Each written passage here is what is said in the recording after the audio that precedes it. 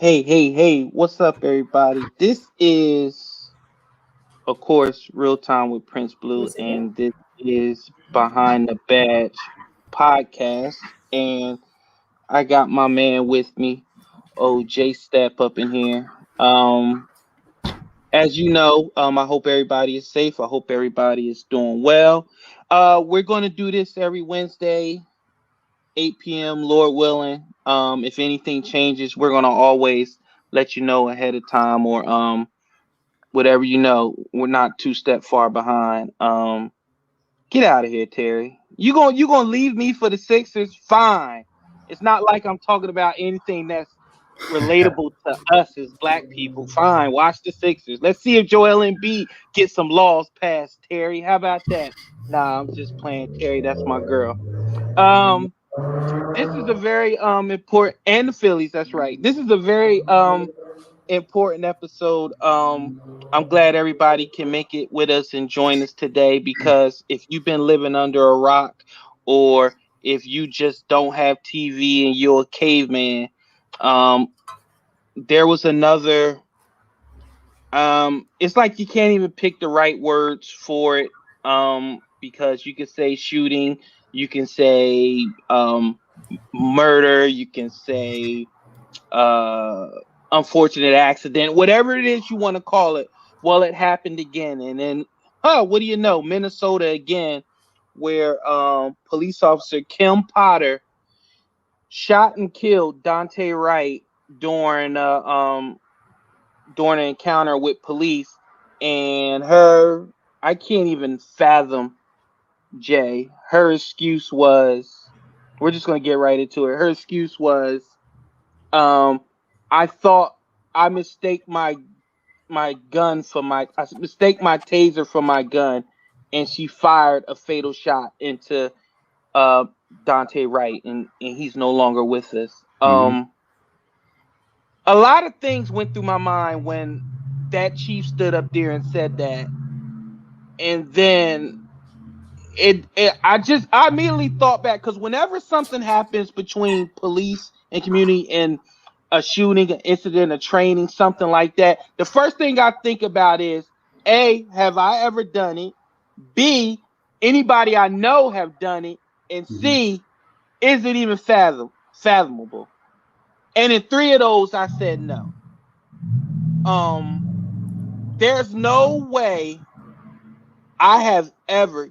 First of all, you and I have both been in shootings, so this is not coming out of our eyes. You and I both have fired our weapons in the line of duty and actually shot people before. And not once, I think I could speak for you, not once have we ever in our careers drew our weapon when we thought it was our taser or drew our taser when we thought it was our gun. Tell me what was the first thing that went through your head when you heard that excuse? So, it's almost an insult to say that's an accident. It's not an accident. So, we talk about a lot of time, like accidental discharge is if, hey, maybe the gun's in my bag and I lay it down or something goes off. So this is more of a negligence, negligent discharge, right? So, so it wasn't accidental. She didn't accidentally pull the trigger. She meant to. In her mind, what she said that she thought was a taser. Like I said before, in my opinion, most all incidents like this come down to a couple of things, right? Sometimes this is kind of like a tactical situation. You're going hands on. Comes down to training. Okay, we don't know what kind of training she had. I don't know how large that agency is. I know we both could test. When we work for CPD, we do a lot of transition. We have our weapon out, and then the threat comes less than lethal, so we pull our taser, right? So we practice that. So that's part of training. And you everybody knows who's trained or been in the military, fire, medic. You fight like you train. First thing. So right, like in my shooting, my reloads, my process of moving, it was part of training. Everything would just happen. I don't remember telling myself, hey, it's time to reload. It's time to combat reload, go into the car. It's just all my training came back to me, just repetitive training. So I don't know what kind of training they had, and then another. Sometimes it comes down to education. That's more of like a law or search procedure. This is in that case, and or mindset. You have to have the mindset. So a lot of times people call it going to midbrain, and so something the high stress comes in. You're not used to it. You don't prepare for it. You don't train. You know as well as I do when we get in somebody in the car. We could Monday morning bag about the tactics. Well, he should have put the guy between him and the door, some other things. But I've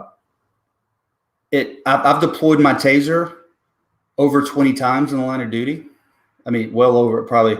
I probably have the record in the state at one point. So,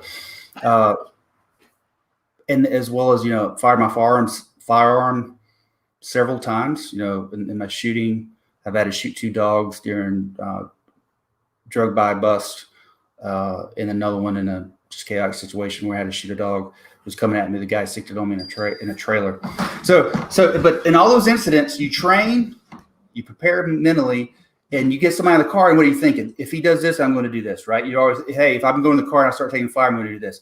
Because what you don't want to happen is go to that midbrain and get overwhelmed. She had 26 years experience on it. I find that hard to believe that she didn't have the training to operate. Hey, gun, taser. You got 2 different. There's a reason. Most all agencies for that reason carry the taser. Non-lethal is going to be on the left-hand side, and then the firearms on the right-hand side, so you don't get it confused, right? Or if you're left-handed, vice versa. But it comes down. I think this comes down to mindset, right? So she wasn't mentally prepared for him to try to get back in the vehicle, so she went to midbrain, in my opinion. So and when you're in midbrain, you make bad decisions, and this bad decision is going to cost that city a lot of money. This officer possibly her freedom, her career, definitely. She's gone, and the loss of life. You can say he had robbery warrants or whatever too, but that doesn't mean that he should have been shot. He shouldn't resist. Don't resist arrest. And, a lot of these you can say, hey, just don't resist and bad things won't happen. But we can't have someone resist and go to lethal force unjustly, because one, it tarnishes the reputation of all of us. People think, hey, we're just quick to shoot. But I've been in high stress situations. If this was a rookie, you could say, hey, it's a rookie mistake. Because based on training and experience, that they're still supposed to be held. You're still accountable. If I'm driving fast and I go up on the sidewalk and hit a kid and kill him, I didn't mean to do it, but I still have to. I'm legally accountable for that. So it's tragic, man. It's bad for the not only, but now when something like that happens, it doesn't only affect that department. It's going to affect Charlotte. It's going to affect. It's nationwide. And we got because I knew this was going to come up. My girl Terry Lynn 68, she said, even when we don't resist, we get shot. And that's going to go on to that goes into one of the topics we're going to talk about, but we can weave it in here. Was there's no more credit with the community between police and minorities, because we've seen it. We've seen videos recently when Black men and women are respectful, they're polite, and for some reason, that officer is either power tripping, he's having a bad day, or he's just he or she is just a shitty officer, and they're talking to the person. Instead of de-escalating or meeting it with the same escalation, they're ramping it up. Like we just saw the one where the guy was where he was pulling out the soldier out of the car, and he was like, "We're scared," and the guy was like, "Well, you should be." And I'm like, "What the?" You and I know as many times as we've been on together. If you and I went there with anybody, the first thing you and I would say to each other is, "Hey, shut up. I got the commands from here," because obviously you done lost your goddamn mind. And not only tactically, but if the guy didn't stop tactically, they didn't have cover of concealment. get them out, call them back. But that's just another issue altogether. But you're right. And what does that do? So in a lot of these videos, and I think for me, it really started with that North Charleston video where you hear what happened. Like, there's no way an officer did that. Remember when the guy, there was a foot chase, the guy was slow. I think, as slow as I am, I could have low crawled and caught the guy, right? So he deployed the taser, it was ineffective.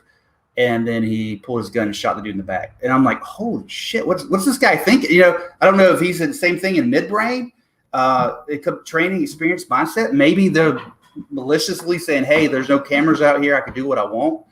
And so regardless, as the last video just stated, that even if we resist, we get killed. Regardless if that's a absolute truth or not, that's perception from the Black community, minority community, even some people in the white community. So as a law enforcement agency or PR, you have to address it. So you can't just dismiss it, be like, oh, that's full of shit. That only happens one in every, 100,000 uses of force or whatever. But if it does happen and it gets the attention, you have to address it. And then, so it goes back to hold each other accountable, holding the agencies accountable, and find out why it happened.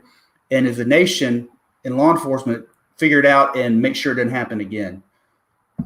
Because my issue is, and again, that's why I love this, what you and I do, because we have the unique experience where you're a retired white officer, I'm a Black man and a retired Black officer, so I could speak from both perspectives. And when I speak for as a person of color, a minority, a Black person, Black person, Hispanic person, what we continue to keep seeing is we are at a stop. Let's talk about the clean encounters where a guy is not resisting, he's doing his thing. Because I want you as the white officer to explain this.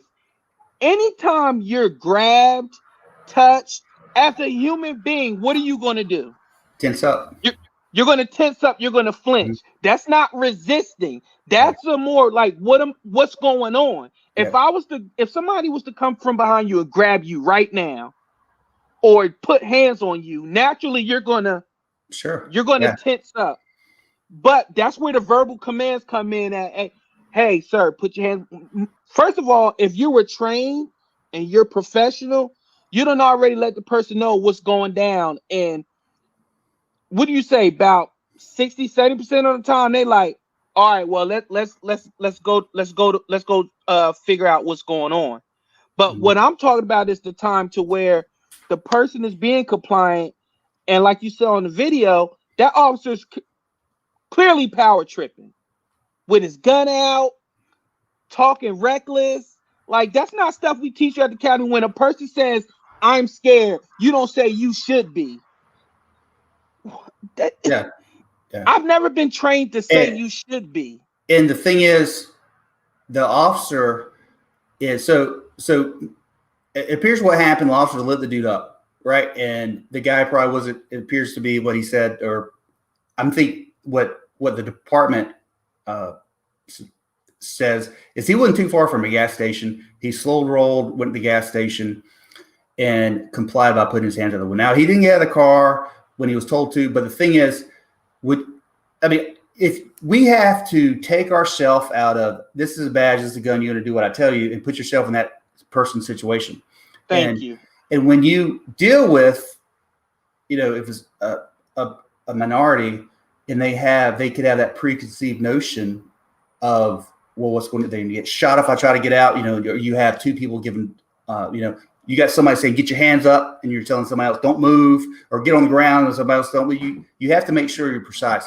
So slow roll, and it's happened to us. And right. So what, now I didn't see the video prior, but normally what happens, that would happen a lot. You light somebody up and they don't take off at a high rate of speed. They're just slow roll. Sometimes they hit the emergency lights and you're assuming, hey, that's what they're trying to do. Right. So, and I never had an issue with that. So what I would do is pull the vehicle over, have my door open. Hey, buddy, go ahead and cut your car off, put your hands out the window, and then approach the vehicle. Hey, what's up? What's going on? Worst case scenario, hey, I got cover and concealment behind the door. Hey, do me a favor, cut your vehicle off. Can you step out here and come talk to me? And then find out what's going on. But a lot of times that happens. That overreaction is they're not used to that adrenaline. You get a little bit of adrenaline. It's like when you're rookie, the first car takes off on you. The first person resists, your heart rate goes to the roof, and you just pounce, right? And it's hard to come back down. So over time, as an officer, you're able to, sometimes we're doing takedowns or search warrants or whatever, and your heart rate's not even elevated because you're so used to doing it. So it's a mindset that you have to get in, and it comes down to just treat people with dignity and respect. And I was an aggressive officer, right? So I didn't play games. I put hands on you, but only when it called for it. And some people you have to get aggressive, but you have to. Not what I would always try to do is put myself in their situation, in their minds. What's their mindset, right? I'm approaching this. They don't know what's going on. We might have got a third person call. If I come up and just grab them, like, what the hell? It's like, what would we say? They're like, hey, I'm a man. You're a man. Treat me with respect. And sometimes, you might have to come out and prone somebody out, or depending on what the call was. But for the most time, take a breath. Utilize your officer safety. Don't break cover or concealment. Give some clear commands. And I don't know, man. I mean, and that last part explains totally how we feel and the community feels. You're really speechless on some of the shit you see on camera, and some of the tactics you see police use. And then let's throw tactics out of the window. It's just being a basic fucking human being. Yeah. It's so easy. It's so easy to treat people the way you want to be treated. Unless you want to be treated like a piece of shit, then I guess you shouldn't be an officer, because you're going to treat everybody else like that.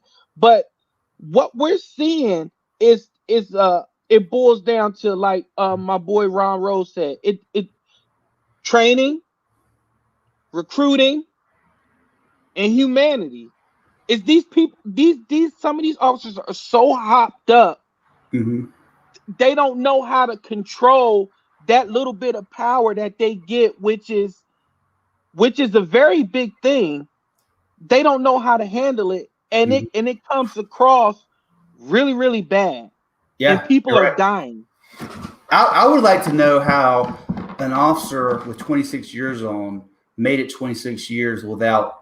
I wonder if there's any training issues that they overlooked, maybe because you're a female or it's a smaller agency. Maybe they don't. It's about to start coming out. Trust me, her training records is going to be pulled. Yeah. So, and that's when the city and the department is going to be and training is going to be held liable. So you have to train. We don't nearly get enough training. It's hard to do with all of the shit we got. I'm the first to. I hate fucking training. I hate going to training. I don't want to go. I want to go get my coffee. I want to do whatever I'm doing. But it's important, and it's a must, especially if you're a seasoned officer.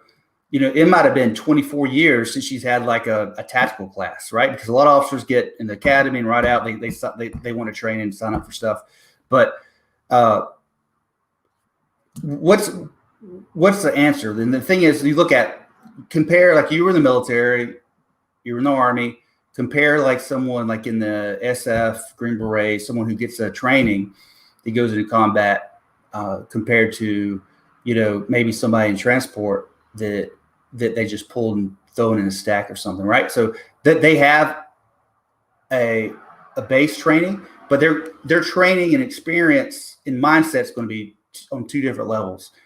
But we have to acknowledge as police officers, and I think, that we're trying to, and agency, if officers make crazy mistakes, or they call somebody to life, or if they claim it's a mistake and it's intentional, there has to be a process for the people in the community to feel like that it's fair. And I know a lot of people were upset about due process, right? So I get the totality of the investigation. We screwed an officer over in Charlotte. I still don't agree, and most officers don't agree what happened to Carrick. He was scapegoated, right? So in my opinion, okay. So, but something like this is on video, and it's 100%. There's no justification. There's no, I'm lost for words, man. I mean, that's the problem. That's the problem. I no longer can, like, it's this big hashtag thing where it's like back to blue. So I came back with a hashtag saying can't back stupidity, can't back stupid, because you can't. Like, and let me tell you something. Just because you're holding somebody accountable doesn't mean you don't respect police, or you don't respect the uniform, or you don't want police, you don't want law and order. But what you do when you just back anything that police do, you make it hard. You lose credibility. So this is what I'll tell my guys. Like, hey, you go out here, do what we have to do. If you have to punch somebody in the face, punch them in the face. If you have to shoot them, shoot them. If you have to karate chop them, you do what based on what. But long as you within policy and law, know the policy, know the law, and operate within it. As long as you do that, I'll back you 100%. If you go out here and get pissed off and punch someone in the face, I can't do anything for you. So you have to set that standard and make sure they abide by it. But I mean, let me ask you this, Jay. As a white person, black person, the issue that my people or minority people of color have is people. Well, I'm just gonna say it. White people, they have this thing to there where the police are to be respected and to be followed and to be loyal. I get all that, but you're talking from a place of privilege to where you automatically get the benefit of the doubt because of the way you look. Mm-hmm. Like when a white officer approaches a white person, they're going to give them 9 out of 10. They're going to give them the utmost respect. It is what it is. Yeah. Like, I can guarantee you, if that was a white person that was pulled over and in a military uniform, you wouldn't have heard you should be. You wouldn't have heard the language that was used by that police officer. And this is the problem we're having. So when you say back to blue, do this, pro police, that doesn't mean that police can operate with immunity. And that's what I feel like some of these officers are coming off as. I will have a uniform on. I have a badge on. It's my word against yours. How many times have we heard officers say that? Even in movies, it's my word against yours. Yeah. How many crimes have we went back to where a person has been locked up for years? He's been like, I never signed that. I never said that. But it stays as evidence because it's the police, and we don't want to think that the police are capable of doing bad things. Yeah. So I bleed blue. We both do. We're pro police, but the thing is, like you said, you have how many people? I'll go back. So say we were together in the division, right? We had a pretty good division. We were working division. There were robberies, shootings daily, right? We were getting into action, but there were still some people you were like, I don't want to go to call with them. If it was the training, if it was the attitude, and so you take that, it's CPD authorized strength close to 2,000. They're 1,850 or so is what they have with. But there's a lot of officers you go to, like if training or you work with, you're like, there's no that. How did that person pass training? I don't want to go on call with them. Because if it's training issue, if it's mentality or whatever it may be, that's the departments. They have to make sure that should come out in the academy and then in field training, right? So most agencies have a pretty decent field training. We have 12 weeks at CMPD, 16. So that should be. They need to put those officers in high stress situations. and see how they react, and any issues, address it. Jay, you just said something that makes perfectly good sense, and that's the training in high stress situations, because you train like you fight like you train. And how many times have we done draw drills where taser, gun, taser, gun? You got to match the level of force. Sometimes we have the baton. Mm-hmm. We got baton, pepper spray, taser, gun. What else can we use? I think those are the things on your belt. All of those you can use, but you have to make the decision: is that force necessary? Yeah. The fact that she couldn't. No, I can't even say that she couldn't. The fact that Kim Potter legit thought her gun was her taser, that shows me two things. One, she's poorly trained, or two, she wasn't ready for the moment. Yeah. Or both. Could be both. Or both. Yeah. Or both. But guess what?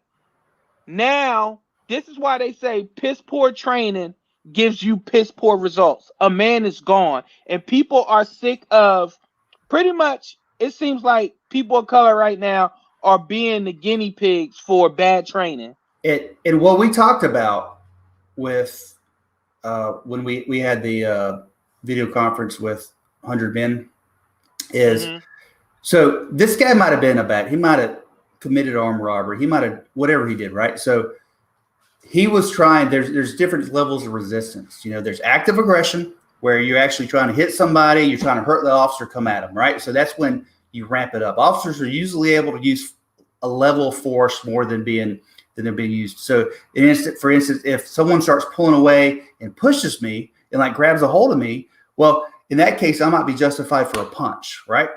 So depending, because to win, you have to sometimes use more level of force. But if he appeared in the video, the suspect, to be trying to get away and trying to flee. Now it's dangerous. It's a bad decision. But it shouldn't have cost him his life, because what happens is, you can't say, well, he had how many robbery warrants do we serve on people, and you find out it's bullshit, it's over, whatever. So you can't say, well, he had a robbery warrant, he was a terrible person. I don't know him. We don't know him. We don't know what his history was, but it leaves. Look what it does to the community that it happens in, right? So it builds distrust of the police. Any legacy that he would have. So it's a ripple effect through the whole community, through the whole family, and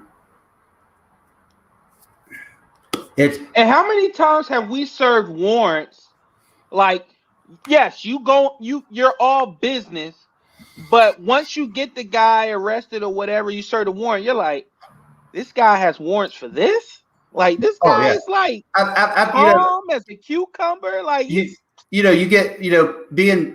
was on the FMT, which is like a street crimes unit, for 3 years, and then I got promoted, and then I was over a street crimes unit for 4 or 5 years. And so we would go after the robbery suspects, shooting suspects, do drug stuff. But I'll tell people all the time, man, as long as you don't try to hurt me or my people, I'm good with you. If you want to try to run, game on. I like to play cops and robbers. I like the thrill of the chase. But we have to make sure as an agency or as a profession in general, that when people make mistakes, we can't just blanket cover them and say, like you said, back the blue or whatever. If they made a mistake, it could be an honest mistake, but we're held to a higher standard, and they still have to be accepting they have to be accountable for what they do. You can't be, it was an accidental discharge, no charges filed, right? So could you imagine if that was your son in 15 years and that happened to him, how pissed off you would be? And if they're like, oh, well, he had a warrant, and, I mean, we've served assault warrants before because somebody tossed a cookie at their girlfriend, right? So Mm-hmm. most of the warrants are bullshit regardless, right? It might come in at, it's just drama or whatever. So you have to use caution and be prepared for action. But you don't have to come in like they're the Manson family and they're armed to the T. Like and like Ron Rose said, poor subject control technique shouldn't have cost him a life. And we agree. You're right. Like now this is me as Lethal. I've always been and sometimes I've gotten in trouble with my peers when they'll review tape or they'll see and they'll be like, Blue, so and so had a knife, so and so had this. Like, why wasn't your gun out? Blah blah blah blah blah. Because what is one of the standards that they always say? Based on your training, experience, and your level of what? How confident you are in your abilities. Mm-hmm. So I'm like, I'm a big guy. Like, I'm not scared to get punched, hit, whatever the case may be. I'm going to go hands-on. Mm-hmm. It just is what it is. You had multiple officers on one guy, and then you had somebody with lethal. First of all, I'm not trusting somebody to have lethal while we're all clumped up together. Like, I've never been a fan of that shit. Like, take the shot. Like no, because you're gonna hit me, you're gonna hit you, you're gonna hit somebody else. Like, it's enough of us. Get on this motherfucker, get them in cuffs, and be done with it. It thankfully, I've had a lot of people. I've been in, we both been in just I can't even recall all the foot chases and fights and wrestling matches. So, it comes down to training. You get what we would do. Of course, they had 3 officers on scene, right? So you get. Hey, let me talk to you. Come to the. You want them to the rear of the car because what are you trying to do? And shut the door behind them. What I like to do is, hey, come talk to me for a minute. Let me show you a tag, or let me talk to you in the rear of the car. So you grow. Use whatever excuse, but shut the door. You have them at the rear of the car with the door shut, and you're standing between him and the door. And then the cover officer comes up, and now he might sprint and run. Actions, faster reactions. He'll push you, and he might get a rail of foot, but he's not getting. Guarantee you, he's not getting back inside that vehicle. But if he does, I don't have an issue with somebody staying lethal in case he's trying to go for a gun. Cover. But under CMPD policy and a lot of agencies. So I helped from the very beginning. We about a year and a half, 2 years ago, we redid CMPD's use of force policy to change it to response to resistance. I was selected by the chief from the very beginning to be on the board to come up with a new use of force policy. And it was actually better. It was more clarifying. It protects the officers as well as the citizens. It made everything more clear. So under CPD's policy, that wouldn't be. We couldn't use a taser on that. He's even though he's trying to get in the car and take off, he's passively resisting. Now, if he's reaching in between the seats where commonly maybe someone keeps a gun, they could deploy a taser. But especially with it just wouldn't be justified here to even deploy the taser. And while we're on that, Jay, one of the things that also the Black community have an issue with is the ultimate crutch has always been I was in fear of my life. So because it's so subjective, nobody can tell anybody like how to fear or what makes you fearful. But it's such a blanket excuse that we saw a lot of bad tactics, a lot of bad shootings get excused because a person says, I was fearful for my life. In the community, I don't understand. And that, like I said, I can only speak for Charlotte. There's some smaller agencies and maybe some larger agencies that still have issues that have to come out. Charlotte has, they're very professional. I mean, they're for the most part, they're square away organizations. So, but you have to have an articulable reason why you're in fear. I can't just be like, oh, well, he was reaching in his pocket and I was in fear for my life. Well, what kind of call you on? You have to take the totality of everything. You have to be able to articulate totality of the circumstances. Correct. Articulate and what would a reasonable officer with your training experience doing the same situation. So you can't, but yeah. Bingo, you just said it. With the reasonable experience of that officer, she was 25 years on. 26, yeah. No, what? Yeah. It should have been no reason why you should have mistaken your taser, your gun for your taser. There's no excuse for it. There's not. And today she was charged with second degree manslaughter. Yeah, which is equivalent to like here involuntary manslaughter. I mean, their statutes are a little different, but that's probably Minnesota's like weirdos. That's probably what, like here, they'd probably get charged with involuntary manslaughter. Ron says she also was a training officer. Well, ain't that about a bitch? Well, like, so my God. I was, being over the CRU group, we used to train where the last phase of the rookie would ride with us for a day or two or whatever. So, and they continuously said, they'd get in more police action the 1 day or 2 days they're riding with us than they would in the entire 16 weeks, because they just, the mentality now is just go take a report. They're the report takers. Go take a report. And just, they're not training to be cops. So they get out of training and they're training them to survive probation. That's what they're training them to do. Yeah. And that leads me into somebody made a comment on Twitter where they said it's just far too easy for police officers to get hired. Bullshit. Because let me tell you something. If that may be the case, if it's like Stand Back, Alabama, or Wallaguchi, Arizona, where they kind of they can, it's who blah blah blah. But I'm gonna tell you, in 2009, I was in the process for a year, then taken off due to some credit issues, and then I called back, and it was a new regime, and they were going back through files, and they were saying that they weren't going to eliminate possibly good candidates for things like credit and stuff like that. So I had to clean some things up on my credit, and I got back in the process. So that was over a year and some change.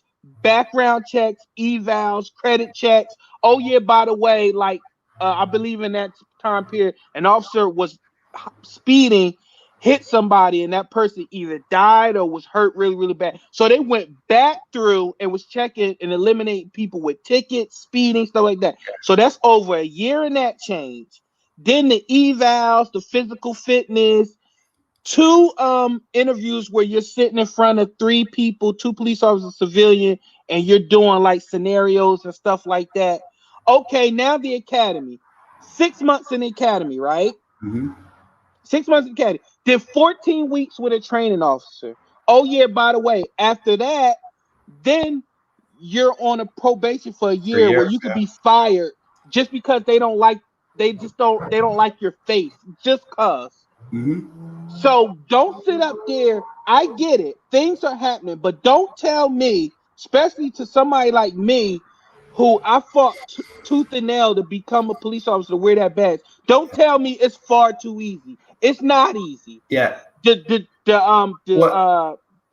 process isn't perfect, but it's not easy. Yeah. It's the best that it could be right now. I mean, there's not how do you determine that someone is to be awesome? You have to put them in real life scenarios, and figure it out. But so to your point, like when I got hired, there were 2,000 people that would go through to fill academy class. So 2,000 people would apply on average.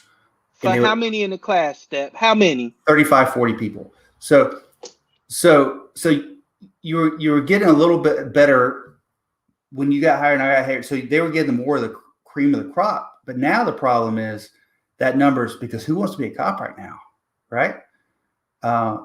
Nobody. Yeah. Nobody. And I got a question from Cherry. She said, Prince, does a taser even feel like a gun? Weight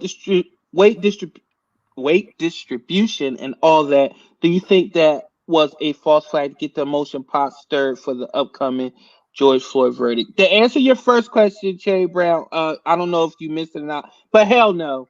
A taser and a gun does not feel anything alike. And if you missed it, 9 times out of 10, your gun is on your dominant side. Whatever hand you shoot with, that's where your gun is, and your taser is on the opposite. We call it the weak side or whatever you want to call it.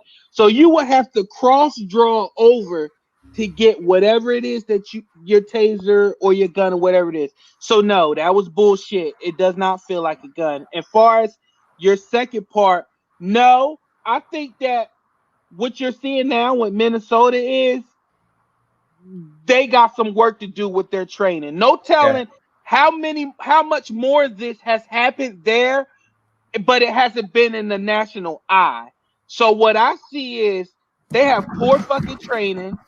They have poor continuous reevaluation of their officers, and they have officers that's lazy as shit and just doing and just not keeping up with stressful situations and don't know how to handle it when things are coming up. And the points you brought up were for CMPD. Like I said, my opinion is I've worked for other agencies. CMPD is above the national average. We're a large agency, but some of these departments, they pay their officers. You go back to my hometown where I'm from in the mountains, they get to pay like $10 an hour, right? I mean, so what quality of candidate are you going to get? And they have like a second job. Yeah, you have to. So, but they might have 3 people put in for a position, and then you're like, well, I got to pick one of the 3. This is who I'm going to get. And compared to Charlotte, you got officers making 80, 90,000, some over 100 doing off duty or whatever. As a topped out sergeant, I was at $100,000, 99.8, and that's before overtime or anything. So we pay our officers good, but we hold them to a higher standard. So some of these places, like you said, in Arizona or Mississippi, it's hard to know what they do, what they train. I know some agencies, they don't get any training. They go through the academy, and that's their training.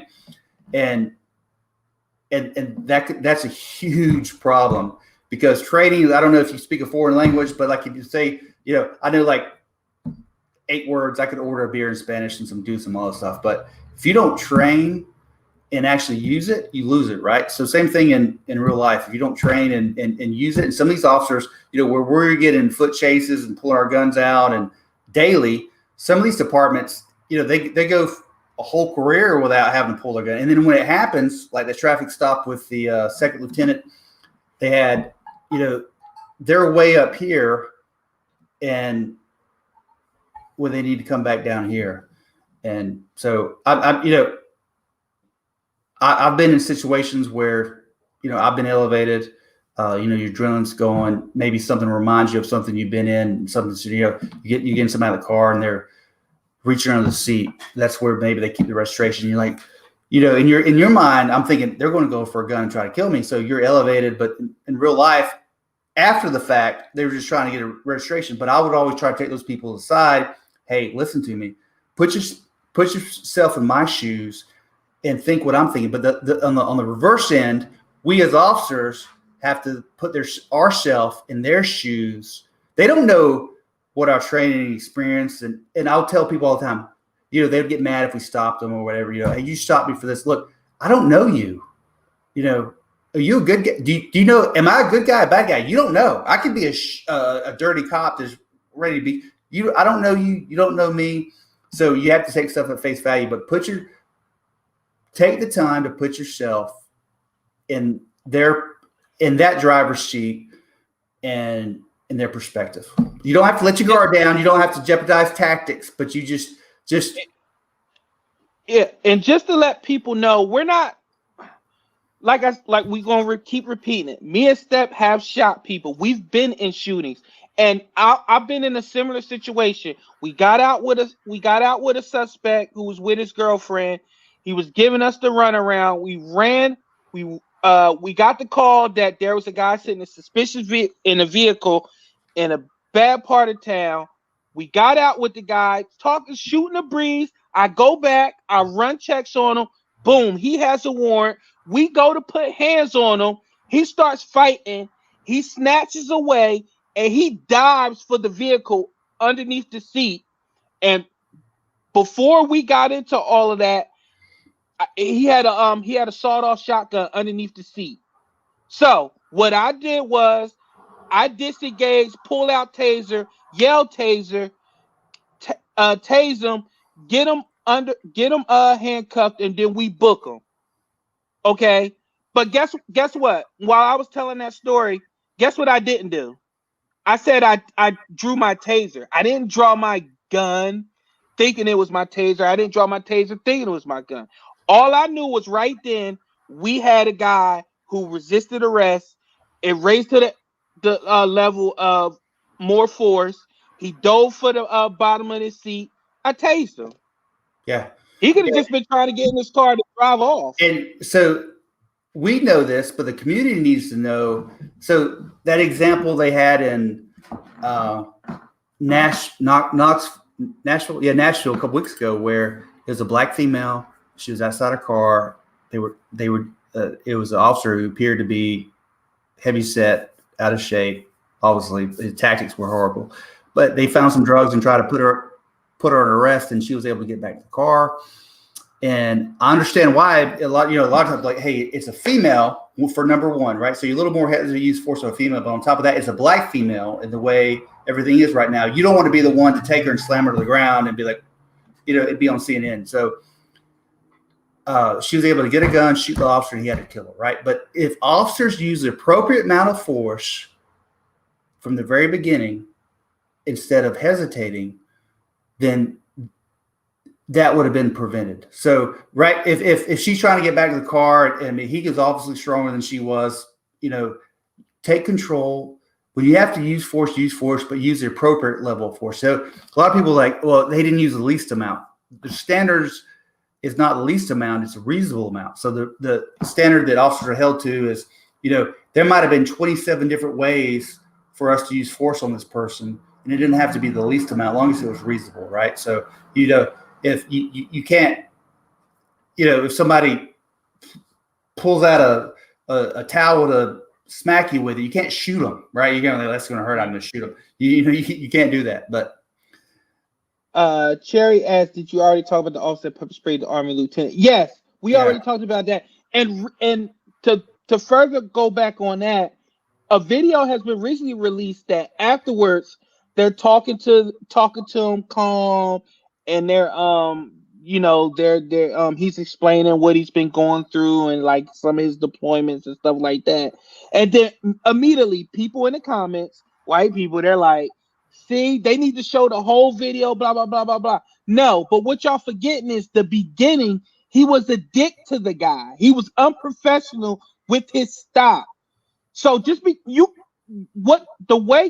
you come back and start talking to a person like they're human, and I'm just gonna call a spade, all right? Yeah. Cops are not stupid. It's in my opinion that he knew he said some fucked up shit on camera, and it's not beyond the realm that somebody probably got to him like, dude, like you was fucking up out there, and he probably tried to cover his ass, trying to talk to him like he got some sense and stuff like that. Now the officer has since been fired, but this is where we was getting back to, Step. And as you said earlier, you can't back the blue with everything. Like sometimes you have to admit when cops are wrong. That's how you get credibility. That's how you build credibility. Just because you question or you criticize a person, a police officer, doesn't mean you don't support them. You don't want them to go out here and do their job. You're just saying you're holding them accountable, which you should. We are held to a very high standard, which, newsflash, other police officers, you signed up for that. I mean, it's unfair, fair or not, we have to be better than that. Yeah, we just have to. And if the officer does the right thing, the departments or the admin or the citizens and elected officials, they need to back that officer. But we as officers, so I'm very, like I said, I love cops. I love doing the job. I love the people I worked with. But you have to have credibility. And you don't have credibility, like I said earlier, if every time my guys use force or every time they messed up, I'm trying to take up for them and get them out of trouble because I lose credibility. So we have to fight the good fight. If somebody messes up, they could be a good cop. They could be a good person. They could be our friend. But if they do something outside that boundary, they have to be held responsible. And if you don't do that, that's when you lose trust. So it horrifies me to hear some of these stories that happened. You know, I was a cop for 21 years. I went to police academy in 98. So prior to that, without cameras and without. You hear the way some of the officers said how they used to police, and you're like. Yeah. And then you hear these stories in the black community, there's, or minority community about this, and there's no fucking way. They're full of shit. And some of them may be, but based on what we hear and what we see now that's on video, I get disgusted when I see something bad happen. Because what about, I think it was Baltimore, where the stupid ass cop wasn't even smart enough. He had his camera on while he was planting drugs. Yeah. And then people used to always ask, like, why is the guy denying it was him up until the last minute? Like, say it was you. Because there's been reasons to distrust what a cop says. So I'm not about to admit to doing something wrong if it's a chance I could get out of it. Yeah. I mean, it's just it's beyond crazy how you serve with people who took this oath, blood, sweat, and tears, and they're just out here just doing the wrong thing. And then the people that's actually out here trying to make a difference, they're getting put under the same umbrella, and it's making it hard for them. Like the decision you make, like you being a shitty cop to somebody else, I'm just going to keep it real because this is what this show is about. You being shitty to somebody, guess what? The next day, I may walk up to a car, one of them relatives, and they're so pissed off, they blow my fucking face off. Mm-hmm. Why? Because they had a bad experience with a cop yesterday. That's what your little pissing power trip saying you should be scared or cursing and talking to people like you ain't got no sense. That's what it's costing. It's costing continued lives. Oh yeah. And like I said before, the thing I always say is did people that are assholes become cops, or do you become an asshole because you're a cop? There's a lot of asshole cops.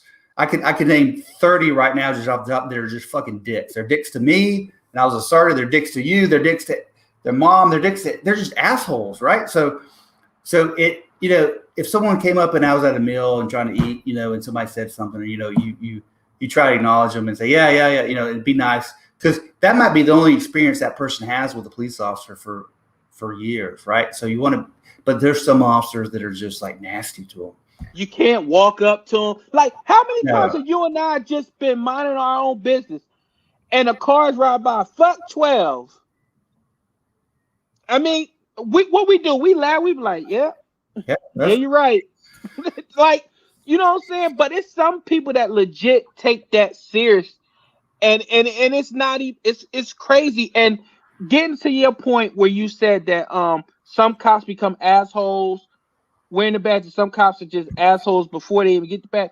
That goes into my next thing where we could talk about before we finish it up, which is the constant evaluation of these officers and their mindset. Mm-hmm. Hey, how many use of forces has this officer had? Pull them in.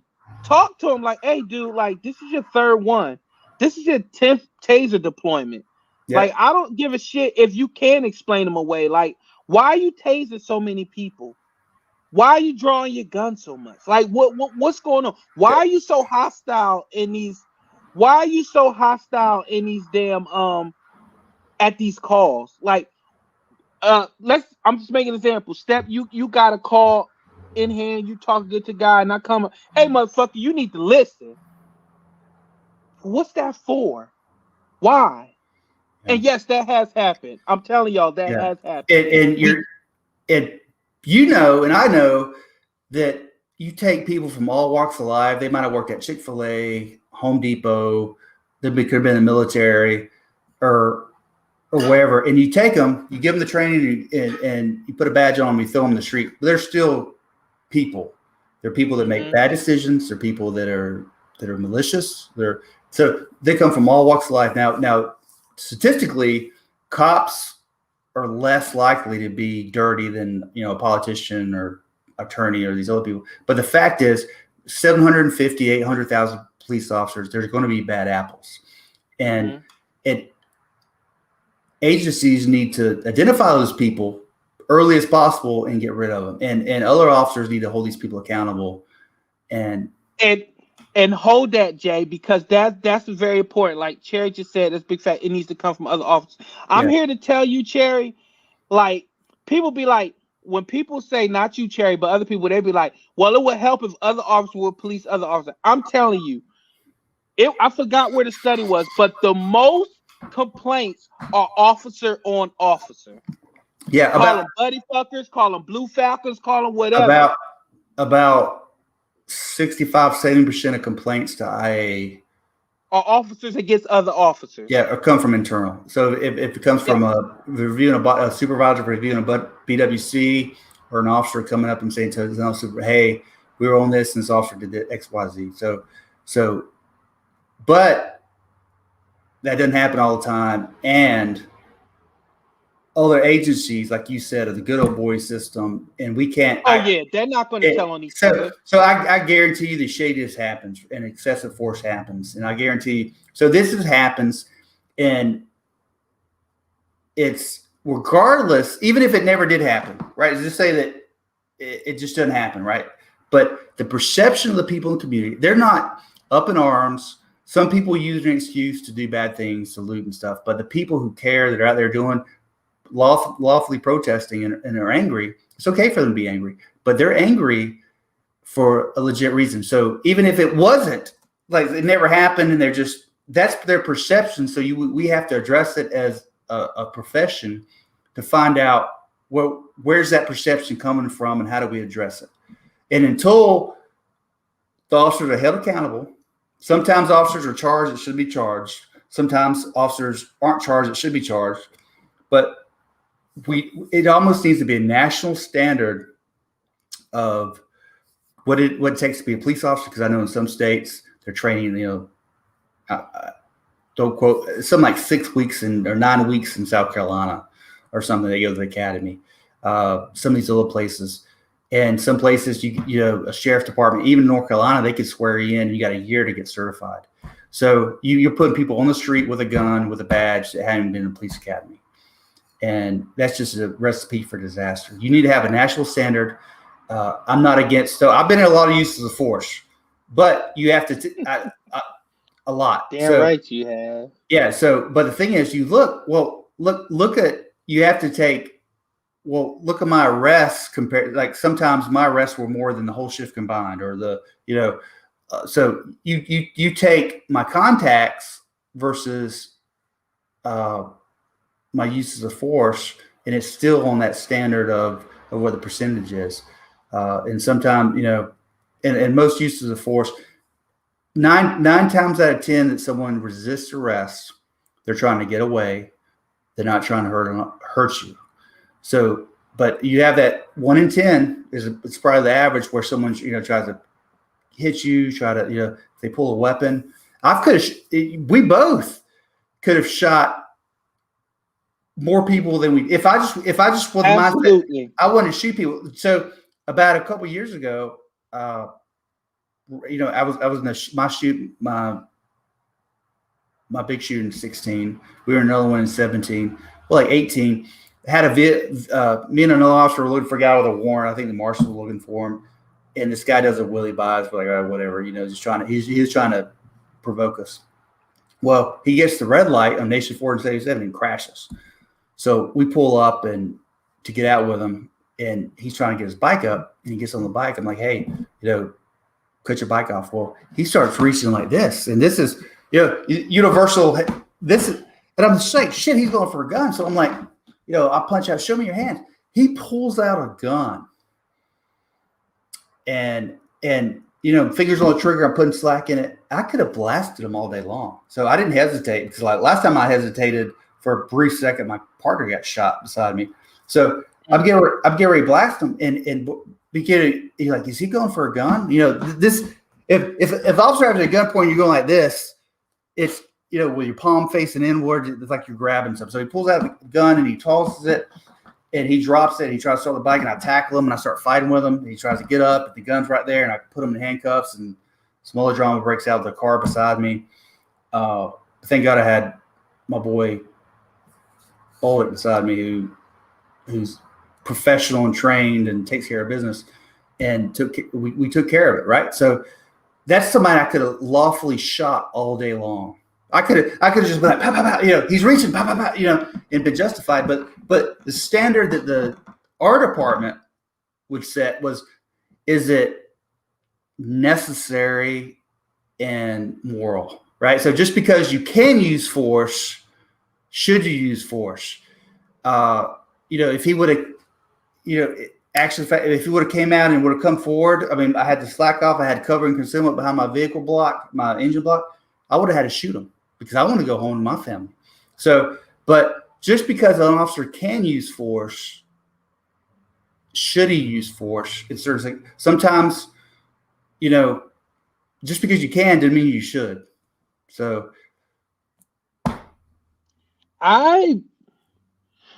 what I want people to understand is that, and this is another thing I want people to understand as well. When shootings and things like this happen, trust me, in roll calls, we're not high-fiving. We're not like, yeah, another one off the street. Not the people I've been around. What we're instantly doing is saying, we're trying to figure out how the fuck they just made it worse for us that's going to try to go out here and do things the right way, or what they could have did better, or what they could have did right. Like, it's like somber inside a roll call. We're like, fuck, you're like, guys, here we go. I mean, things are getting better, and then something happens. Could you imagine? And you kind of see it, and I don't mean to smile or laugh, but the reaction of those officers on scene where they were just, the guy still had his handcuffs in his hand. And he's just looking at the officer who, thought she was deploying a taser, but you're like, oh, what just happened? When you're asking, like, what happened? Like, I thought it was my taser. And that's not the only time. There's a BART officer a few years ago that pulled his gun out and fired a round or two or three. I don't know however many.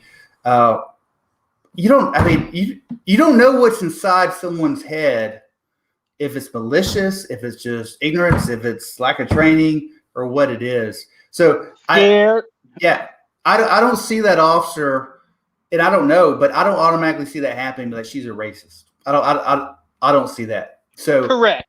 Yeah. Correct. But she could be, she could not be. I don't know her, so I'm not going to make a judgment call, but that's what the investigation will find out when, she got charged. I think she got charged appropriately based on Minnesota's law statutes. And that's another thing that people need to understand when they're like, well, why didn't they get more? Blah, blah, blah. You got to understand, certain states, certain cities, they have different whatever. And when people were like, we want it the same across the board, you can't do that because it's so convoluted. It's so different. Certain cases that has happened there may be a reason why certain laws a certain way. Yeah, so case law, you have standards. You can't uniform it. You can't overcharge. If you overcharge in a case, you put the case at jeopardy. So of not getting anything. So that's why it said first degree murder, which this, in my opinion, this was not first degree murder. It didn't meet the elements for first degree murder. So if they charge first degree murder and they get manslaughter, well, then people would get pissed off because they didn't get right. But so the justice system has to treat officers fairly as well as they do suspects. So if you don't overcharge, that's just a bad idea. But and no, I haven't spoken to any officer that said, "Oh, I understand why that happened." Normally, when you use force, we're all shaking our fucking head. We're all like, you could think, well, what's in their head? You know, the guy's reaching like this, and he ends up having a walk. And like, well, I could understand why the officer would think A, B, and C, but more and more with the videos, I think, you know, at first a lot of officers are heads of the body camera, you know, because heaven forbid we cuss, but we should still be able to, you know, sometimes you just take care of business, you know, and be done. Like, you know, hey, you know, you talk to somebody did something, you give them an ass chewing, right? Give them a warning, get the hell out of here. And no ticket or anything, but you can't do that anymore with body camera and everything else. But I love the body camera. A lot of officers were hesitant at first, and most officers do. Most officers love it because I can tell you as a supervisor, as a sergeant, the rate of complaints dropped by 50% because it's on camera now. And he said this, he said that to me, blah, blah, blah. You play the camera back and you're like, ma'am, you're the only one, ma'am, sir, you're the only one that's cursing in the video. So where did my officer do this? And in that North Charleston shooting, for example, who knows the guy's heart, his intentions, or his mind, but if there wasn't a video of that, it would probably have been justified. So think of the injustices that have been committed, not could have been committed, but have been committed against all communities, but in the Black community, in the Hispanic community, that in the white community, I mean, everybody that's been abused or treated badly because there's your word against mine. So at least now the body cameras hold officers accountable. I like it because if I go in a back room with a DV female victim to talk to them what happened, I want that on camera because I don't want to leave and her say, well, yeah, the officer tried X, Y, Z, and they would do that sometimes. Yeah, so, he told me if I would do this, then he would do that. Yeah. Everything I do is on camera. And, you know, so there's and also, Jay, let's talk to people about, you said it a little bit. Let's tell people how we can't give as much get out of here as we used to because of the body camera. Now we get called by the office. Hey, why didn't you get that guy a ticket? Yeah. Why didn't you do this? Why didn't you do that? Well, sorry, hey, you're driving like a freaking asshole. Slow your fucking ass down. If I find you again, you know, bad things are happening. Drive like an idiot. But get the hell out of here. You know, and then you like. Now you gotta. Why you didn't do this? Why you didn't do that? Well, Sarge, you know, he cleaned his life up. You know, he made a mistake. You know, whatever. He was like, I find people sleep at the wheel from working a third shift. Blah blah blah. Whatever case may be. Especially. Right. So we worked. I was the one in Eastway, which is Belmont, which was back then used to be the hot spots, right? But whatever now. But they know you. You're going to see them again. So they know you. They get to know what your car number is, what days you work, and you build that rapport. And if you treat them fairly, you know, if they fuck up and you have to give them a ticket, arrest them, so be it, right? So, but you build that rapport, and you know, so it was okay to be like, hey, you know, the 16-year-old kid who you don't want to ruin his freaking drive, make his insurance go up because he was showing out, bro. So you're like, hey, dude, you better slow your ass. You put the fear of God in him, kind of like your dad would do. You mess up, and the dad takes you aside and like, if you do this shit again, bad things are, and then you could do that in a respectful way, and build that almost a relationship with them, and kind of like a, you know, and then if they mess up again, you're going to be there to see it. And then like, hey, last time I gave you a warning, now I've got to give you a ticket. And they're more acceptable to that. Even if they're not, you know, they could get mad or whatever, but that's how you would do it. More of that's like community policing. You're in the same area, you're dealing with the same people, you have a rapport with them, you treat them with respect, but sometimes you have to come down on them. Jay, people are under the pressure that we meet different people every day. Like in my 10-year career, I probably arrested the same person 30 times. Oh, yeah. And it's always been cordial. It's so weird. It's like, why? And like, Officer Blue, man, this, that, the third. All right, well, you know what it is. Yeah, I know, man. I know. Like, and majority of the time, the people you arrest, you're not friends with, but you have a relationship with. Because right? You spend more time with them than you do you're in the same neighborhood. They see you. You talk to them. You're getting out with them. And treat them with respect. If you have to break them off, break them off. But that goes a long ways. And you have to be fair. You have to be, you can't be known as a person who's just a Yahoo or aggressive. But sometimes sometimes as cops, you have to be aggressive. You know, sometimes you gotta do business. You have to use force, you know, so, but it's important. So the community over here, the community and the police department have done a good job here with trying to get together. There's still that resistance on both sides a little bit. But we're ahead of the game, in my opinion, to most agencies. So a lot of these agencies are just totally, they're like, I'm the law, you're the community, you do what the hell I say. Yeah. So in my opinion, or some are trying to do too much. Hey, so, whatever you want, we'll do. Yeah. You got to be some give and take. We can't just go to the neighborhood and make hot dogs and hamburgers and expect them to be our friends. So we're law enforcers. Bad people. I take a hamburger and hot dog. Yeah. The bad people aren't going to like us. So, but I've arrested a lot of people who were selling drugs or doing stuff, and they weren't evil or bad-hearted people. They was doing business, which they call business. You tell them, man, and I had deep conversations with a lot of people, like, hey, and I don't know what it's like. I can't be like, well, you know, if I were you or whatever. These people in these high crime areas, bad neighborhoods. Same thing when I worked in McDowell County up in the mountains back in 99, 2000.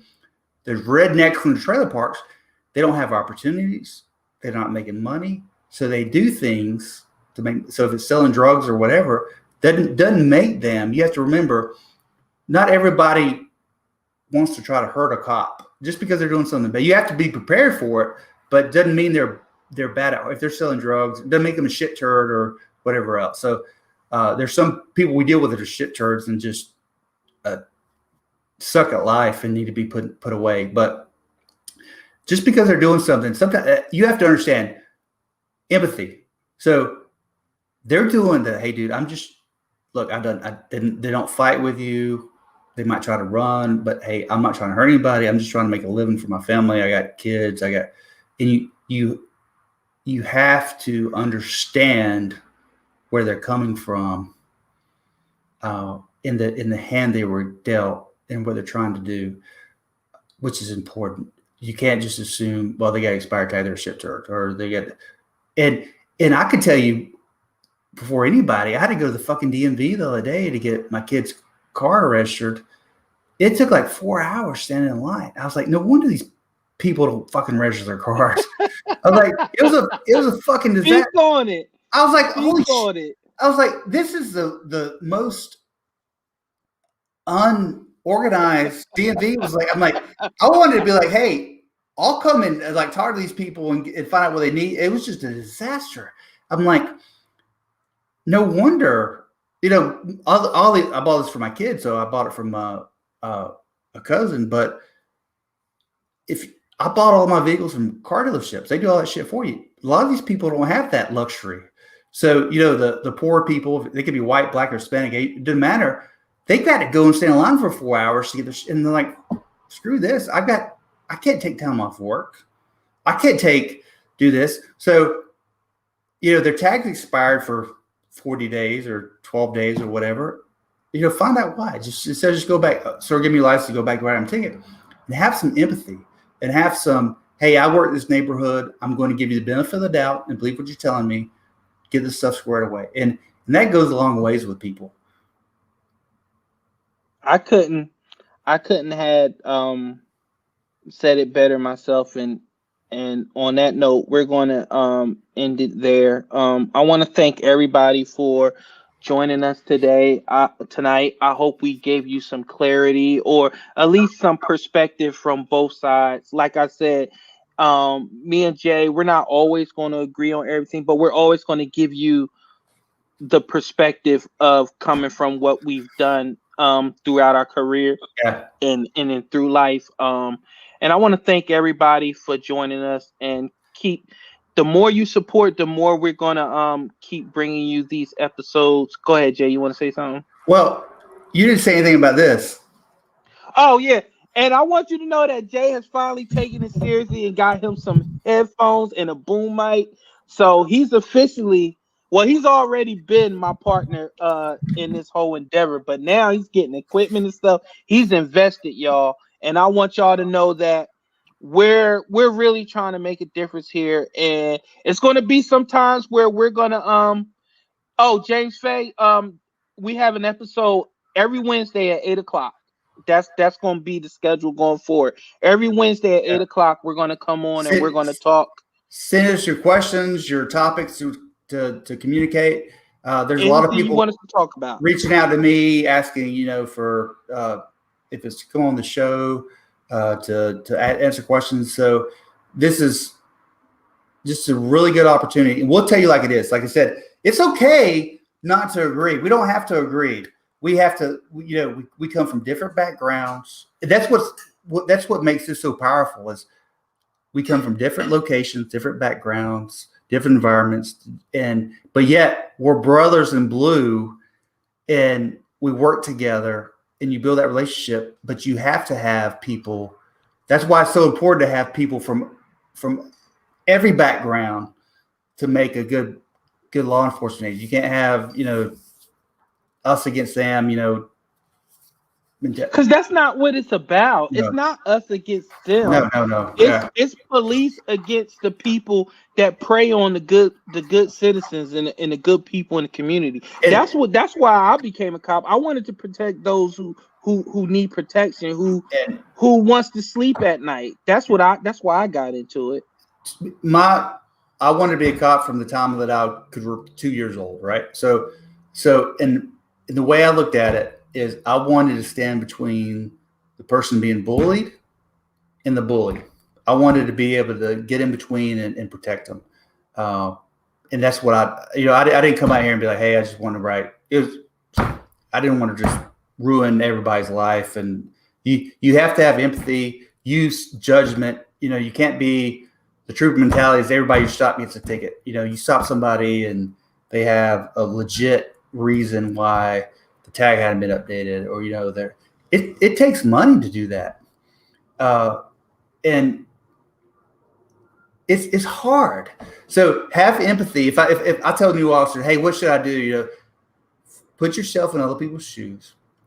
Try to learn the culture that you're working in, and put their perspective of they see you. And it could be a totally, people see me and think I'm just a racist, right? That's not right. I'm not a racist, but I have to understand why they think that and be able to counteract that. That's important, right? So, and then they see you, and like we talked about before, Uncle Tom, you sell out. You're not a sellout, or Uncle Tom. You did this. You did this job because you have a passion to serve, and you want to help the communities you're working in. I want to help the communities that I'm working in. I want to arrest the robbers and the shooters and the bad people, and protect the people that are in the community that need protecting. And you did the same reason. And it's an honorable profession, and I don't know what to say, but I mean, pretty much you're trying to hold people accountable, but you're also trying to shout the virtues of the profession and why you love it so much. And that's okay. That's okay, Jay. Listen, you got a black man telling you that's okay. Be proud that you're a fucking police officer. I know the person that you are, and I know the type of cop that you were, and I know that you absolutely did your job with fairness and empathy and as much sympathy as you could give a person until you had to do business. So don't feel bad. Don't worry about. That's why I'm here. Don't worry about the people that just see you as a white ball guy, as a cop, and that you're bad and you're racist. That's bullshit. And anybody that got a problem with that, I'll take them to task all day. I, Prince Blue, a black man, love the blue. I loved wearing the badge. I love serving my community. I, Prince Blue, the black man, does not like when police do foul shit. And that's the end of the day, period. I hope everybody has a good night. I hope everybody is safe. I hope everybody be good. My wife just told me that the Sixers are winning. Don't worry yourself. So I want everybody to continue to some blonde chick make. Came in my house. I don't know who she is, and laid down on my floor. That's all right. Everybody, please. I'm going to get the podcast out. When I did it, make sure you link. Make sure you share this to as many people as possible. And thanks for the people who are commenting, and shout out to Trey and these people that are, you could hate the cops, but that's what we're trying to do. We're trying to bridge that gap. So ask the tough questions. I'll be honest with you, but you could like me, you could not like you could like vice versa, but what we will be is honest, and we're trying to make it. We're trying to make a difference. Yeah. So I appreciate it. Everybody that commented, everybody that watched. Do I look like Princess Leia? No, you look like Lex. You look like Lex Luthor if he drank protein shakes. Am I supposed to put this here? I thought this was an antenna. Oh my God. And on that note, everybody, this has been Behind the Badge, and I want everybody to enjoy it.